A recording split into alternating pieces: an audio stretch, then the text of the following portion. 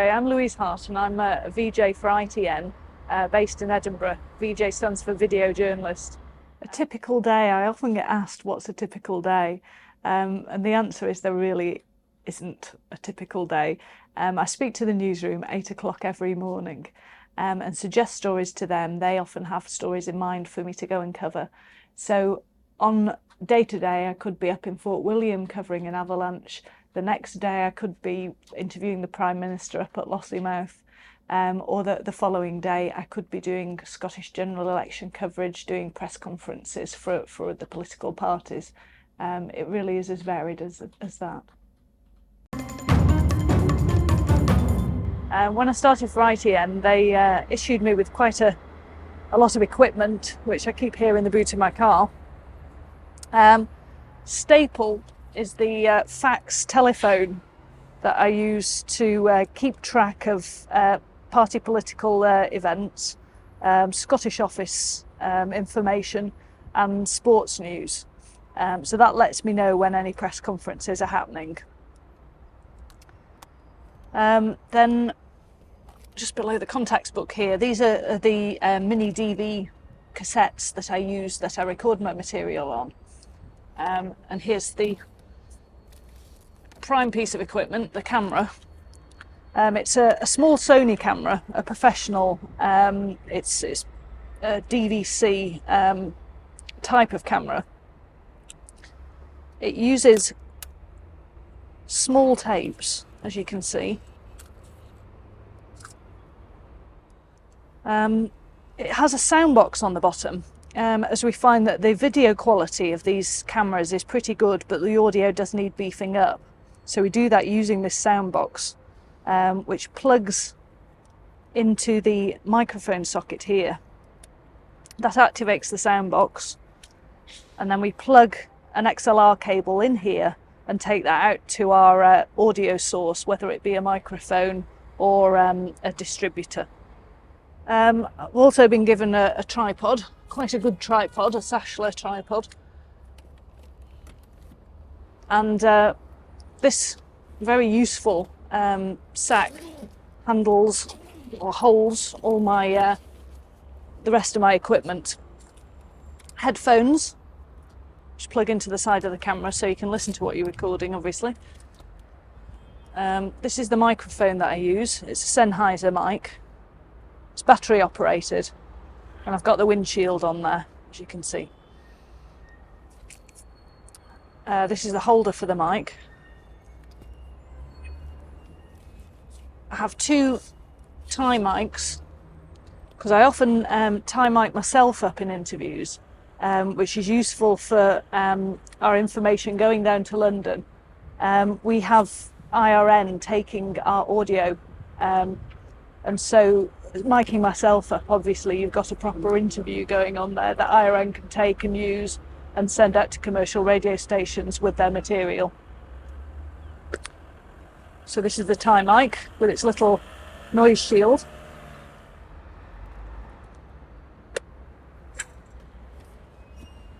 Also in here, lens cloth, always important, and batteries, which are marked to show whether they're powered up or not, using gaffer tape. These little batteries last probably for about 20 minutes or so. You need to keep recharging them. And I recharge them every day. I've got about 5, and I keep them regularly rolling along on a charge basis. In here is another very important piece of equipment. Let me just take the piece of gaffer tape off that. Okay. This is a very important piece of equipment. It's my cassette adapter, which adapts the mini DV for playout purposes in a normal DVC playout machine. There's not many people who, well, I don't even know if there is one actually, a playout facility for mini DV. And the cassette slots in here and then slots into the tape machine like so. What other bits of equipment have we got? Another rather important one, particularly for working in Scotland, is this rain cover. which fits onto the camera. It's specially adapted to fit this particular camera. The lens goes in here, microphone in here, and this slots around the back.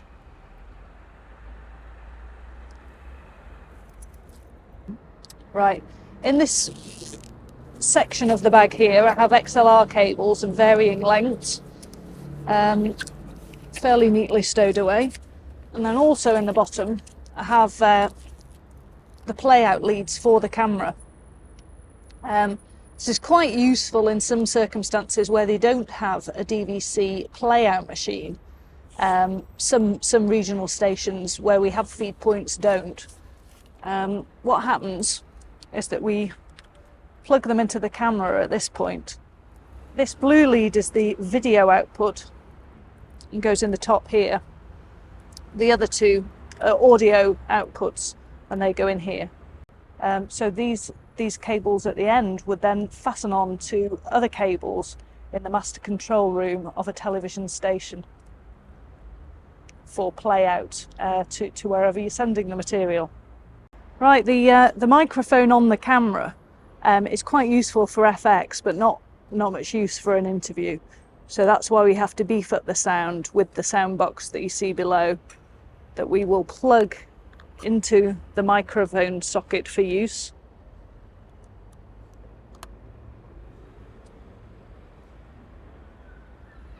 And then we would plug into a cable into that,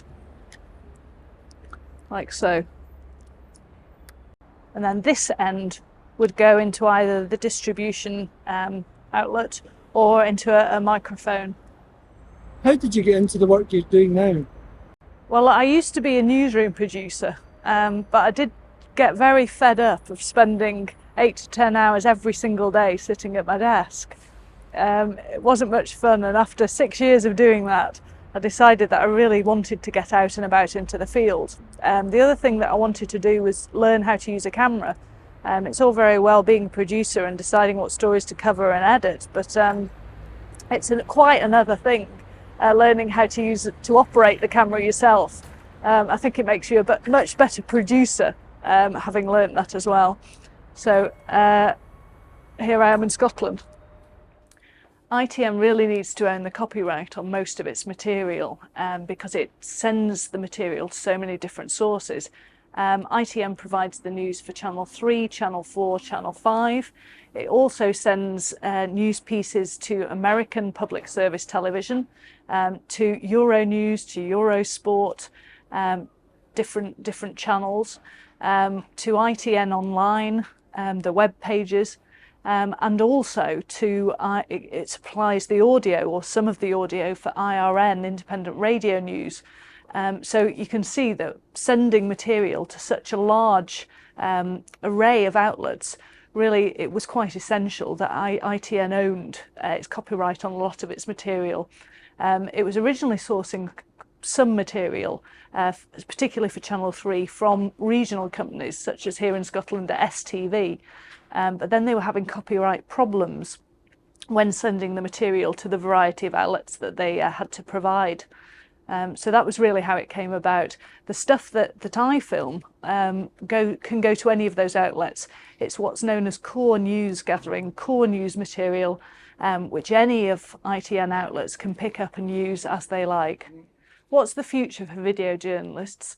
It's looking quite rosy. So long as the television companies use us in a sensible way and don't try and overstretch the one-man band, the operative unit that we are, I think the future is very bright.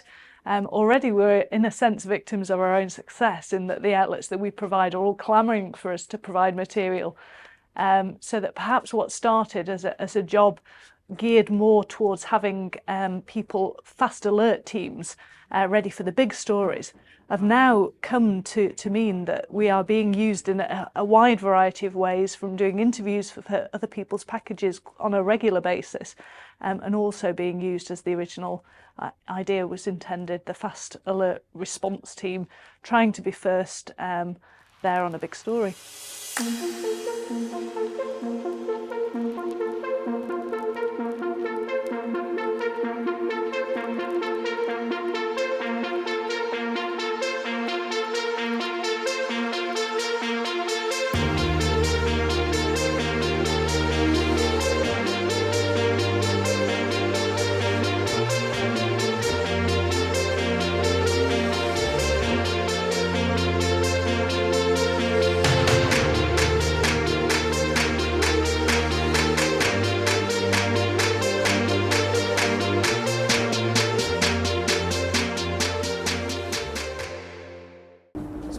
really slow. Just tell Yeah, me I when will. to crash into anything. Okay, start walking first and then Okay. I'll ask you a question. Copyright issues, how do you find that? Well, this was really how our job first came about. Stop. You're looking at. All right. What to see is copyright issues, if you can have Okay, answer. yeah, I'll repeat it. Yeah. Say copyright issues are how it came about. Okay, start running.